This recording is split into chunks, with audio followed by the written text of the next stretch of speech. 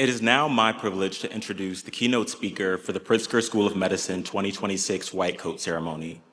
Dr. Elbert Huang is a professor of medicine and public health sciences and director for the Center for Chronic Disease Research and Policy at the University of Chicago. In addition, he serves as the senior advisor to the Senior Associate Vice President for Research. Dr. Huang is a native of a city called West Allis, named after the founder of a manufacturing company that later became Allis-Chalmers outside of Milwaukee. As an adolescent, he became acutely aware of the deindustrialization of the U.S. in the 1980s as many of his classmates' parents were laid off by Allis-Chalmers. His experience as one of 4 Asian kids in a class of 400 and family road trips to Chicago to get good Chinese food informed his early worldview. He carried this perspective with him as he went on to complete his undergraduate degree at Harvard College. He soon after earned his medical degree from Harvard Medical School, then completed his residency in medicine at Stanford University. Following residency, he pursued fellowship training in general internal medicine at Harvard Medical School and Massachusetts General Hospital in Boston. Since joining the University of Chicago in 2001 as an attending physician and instructor of medicine, he has served in countless roles that span the disciplines of medicine, public health, clinical training, and research. Having practiced at UChicago Medicine for nearly 3 decades, Dr. Huang remains dedicated to serving patients across Chicago and beyond. Beyond his clinical work, he is an active physician scientist whose research explores chronic disease, public health, and policy. His leadership extends internationally through his work with the American College of Physicians, then the International Association of Geriatrics and Gerontology, as well as the American Society for Clinical Investigation. Throughout his career, he has authored 213 peer-reviewed publications, 13 original articles, and 10 book chapters. In addition to his clinical and academic roles, he's an educator who stands in a league of his own. He is deeply invested in resident and medical student training, mentoring the next generation of public health practitioners and physicians. Throughout his career, he has mentored over 28 students, 13 fellows, 15 faculty members, and countless resident physicians. Personally, I'm grateful to Dr. Huang as my ambulatory inpatient medicine preceptor. Over the last year, I've learned so many impactful lessons from him about the importance of truly listening to patients and providing them care that lasts a lifetime. We're incredibly honored to have Dr. Huang as our keynote speaker for the 2026 Pritzker School of Medicine White Coat Ceremony. Please join us in extending a warm welcome to Dr. Huang.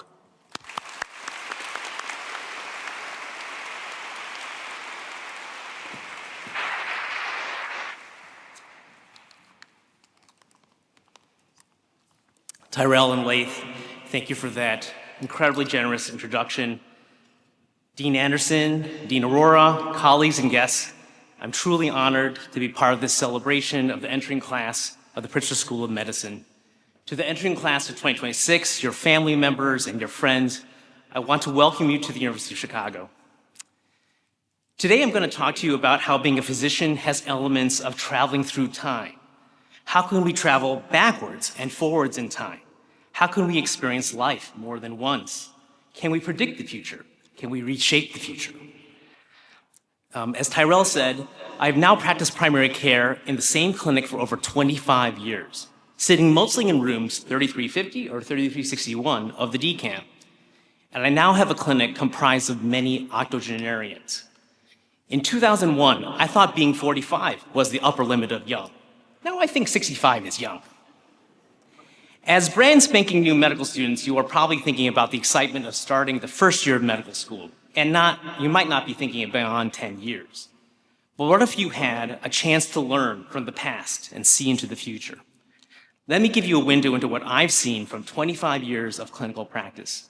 I've learned and continue to learn so much from my patients about health and sickness, family and friends, work and play, and how forces seemingly outside of our control frequently test our ability to live our lives to the fullest. One of the first patients I ever met in 2001 was Mrs. Hetty. She was 84 years old and had been living with diabetes since 1997. The likelihood is that she probably had the disease far longer because she had already had difficulty seeing and her feet were always numb. At the time I met her, she was being treated with glipizide and metformin. Her blood sugars had not been well controlled for the years she had lived with the disease. The year of her diagnosis, 1997, is really important in the history of diabetes care. You see, the first major clinical trial showing that intensively lowering blood sugar levels for people with type 2 diabetes prevented complications of the eye, foot, and kidney was not published until 1998, the year after she was diagnosed. On top of that, this landmark trial excluded people over the age of 65. So we would have had to extrapolate what we saw in that trial to the care of Mrs. Hetty. During my visits with Mrs. Hetty, I would always start by asking her how she was doing. And she would always reply, "Dr. Huang, my problem is that I'm just old."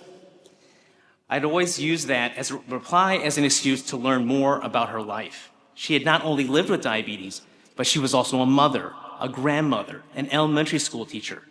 She had lived through the Great Migration and the Civil Rights Movement. One of her best friends was the mother of Emmett Till, who had been brutally murdered during a summer trip to his family home in the summer of 1955. Emmett Till's murder and funeral became defining events in US civil rights history. What I'm trying to convey to you is that each person, each of us, embodies historical changes in medical care, but also broader historical changes in social and political life. Without trying very hard, by simply being curious about the lives of others, I find that talking with my older patients about current events helps me gauge the degree to which what we see as tumultuous is truly tumultuous in comparison to other events in history. When you begin speaking with patients, which you will begin this year as part of the AIM course, you will get the opportunity to experience this intergenerational exchange that benefits you, but also benefits the patients. In my octogenarian heavy clinic, you will remind the patients of their grandchildren and great-grandchildren. You will hear stories of incredible resilience, but the patients will not view their stories in that way. Mr. Thenoid, who has lost his wife, but decided to start a food bank with his fraternity brothers. Mr. Raymond, who has cared for his disabled sister much of his adult life, while surviving cancer and now caring for his wife, who also has cancer and is also my patient. Mrs. Bernice, who lost her home and all her possessions in a fire. While she grieves the loss of all that is dear to her, she still comes to clinic in carefully selected leather outfits, including a hat, at the age of 89. They will say that they have been simply living their lives and doing what needs to be done, but I think that the way my patients carry themselves is quietly heroic.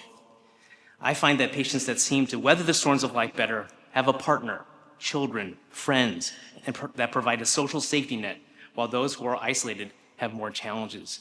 That's relevant for you as medical students as well. As I care for my individual patients, I am gaining invaluable insights for my own research, which is focused on addressing gaps in our knowledge and how to make optimal medical decisions for older patients like Mrs. Hetty living with diabetes, and how to address the crisis of the rising cost of care that are threatening the viability of programs like Medicare. In my research, I'm thinking about the health of populations and the healthcare system. For me, I describe my walk from clinic back to my office where I conduct my research like taking Willy Wonka's glass elevator from the ground floor to 30,000 feet. One button is the elevator for patient level, and another button is for the population level.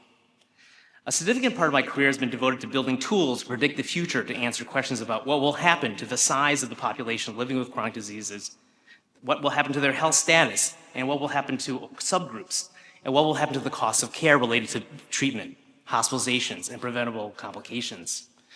Some of these tools we use to predict how long someone will live and who will experience side effects of drugs. We routinely use information from the past to predict the future. Even when our information is imperfect, we do this exercise because we have to make decisions today. So how good are we at predicting the future? Let me tell you about my experience with a study I conducted with a brilliant young health economist, Anirban Basu. We set out to predict the future of the US population living with type 2 diabetes and their associated costs. We used information about how many people develop diabetes, how many develop complications, how many die in a year. We stacked information from different birth cohorts on top of each other. We predicted that the diabetes population would double in size and the cost of caring for them would triple from 2009 to 2035. Did we get this prediction right? Since it's 2026, you might have a guess. We actually got the population growth right and the cost growth right as well. But we got the timing completely wrong. The population grew to 40 million, and their costs were $307 billion by the year 2022, 13 years earlier than we predicted. Why were we wrong? We assumed that obesity rates would remain at 30%. It's now 50%. We did not know that drug companies would triple the price of insulin, despite the products not changing. We did not anticipate the arrival of new therapies like the SGLT2 inhibitors and GLP-1 receptor agonists. While we certainly got the timing of the prediction wrong, were we really wrong? Our analysis got the attention of the public as well as the scientific and policy communities because it alerted the world to a public health crisis that is still very real and has served as motivation for new research on prevention, management, and public health programming. The obesity and diabetes epidemic is just one of many seemingly unsolvable problems in healthcare that needs your generation's ingenuity and passion. I think that finding something that you are passionate about is one of the most important decisions that you can make in your career.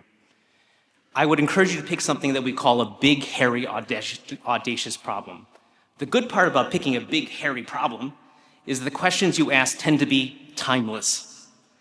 But trying to tackle such a problem can be full of frustration and failure. You may have a scientific hypothesis that takes years to answer, and it may not be the answer you expected. You may develop therapies and programs that do not really improve people's lives. There will be unforeseen events, unstable research funding environments, high-pressure clinical environments. But pursuing an unsolvable problem will give you purpose every day, rewards. By pursuing the challenge, you will succeed along the way. It's important to keep your eye on the destination, even if the path may take you in unexpected directions. The GPS may lose its signal, and you will have to read an old-fashioned map. God forbid you might need to ask for directions from a real person. This will require being nimble and the ability to adapt and learn.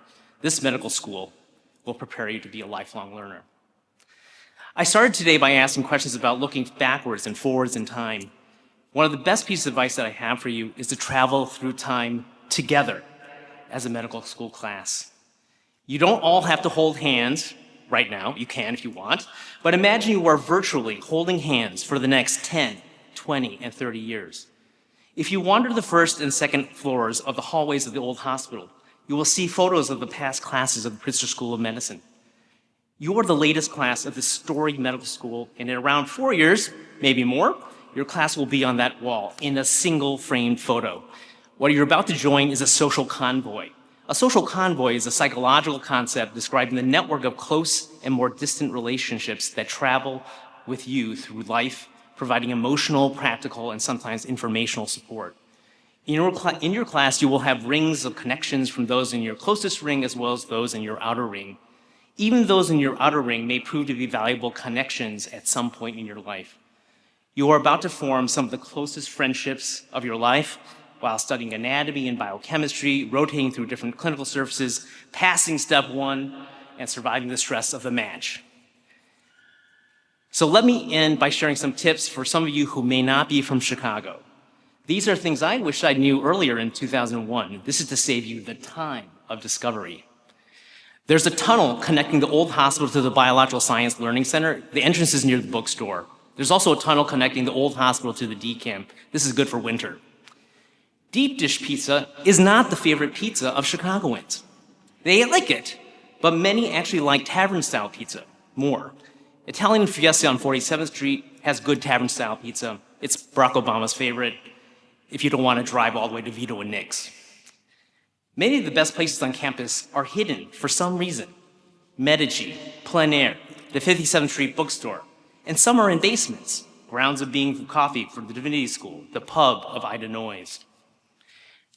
They start towing cars on the Midway and other public streets as part of winter overnight parking ban from December 1st to April 1st. It doesn't matter if there's snow on the ground, they'll tow your car. And finally, the word THE is pronounced duh, like the Bears. Again, welcome to the University of Chicago.